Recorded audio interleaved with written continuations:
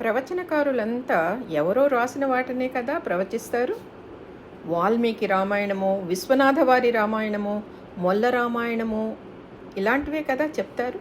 అలాగే భారత భాగవతాదులోను వాటిలోని మంచిని గ్రహించడానికి, ఆచరించడానికి, ఆనందమయ ఆధ్యాత్మికతో కూడిన జీవనానికి ఆ రచనలు తోడ్పడతాయనుకుంటే ఆ రచనలన్నీ అద్భుతమైనవే కదా. వాటిని పదే పదే వినిపించడం వల్ల మనలో కొంత మార్పు వస్తుందనుకుంటే ఆ ప్రయత్నంలో తప్పేమిటి? మాటకున్న పదును అద్భుతాలను సృష్టిస్తుంది. మాట మంత్రం అవుతుంది, మాట ఉత్తేజపరుస్తుంది, మాట స్ఫూర్తినిస్తుంది, జనాలలో మార్పుకి కారణమవుతుంది.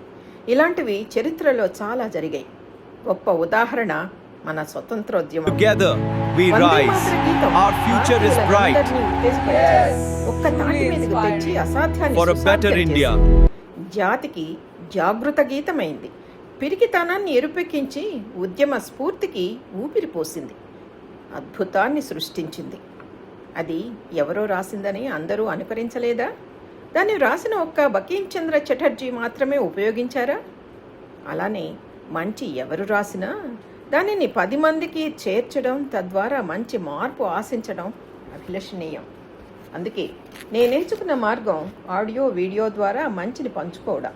ఇక్కడ ఎవరు రాసింది అన్నదానికంటే ఎంత మంచిది, ఆచరించదగినది అన్నదానికే ప్రాముఖ్యం. కొంత విజ్ఞానం, కొంత ఆహ్లాదం కలిగించిన రచనలు మనోల్లాసాన్ని కలిగిస్తాయి. ముఖ్యంగా చక్కటి తెలుగు జాలువారే రచనలు వీణులకు విందు. అందుకే ఈ ప్రయత్నం. వాగ్భూషణం భూషణం. ఇప్పటికీ 200 వీడియోలు పూర్తయిన సందర్భంగా నమస్సులతో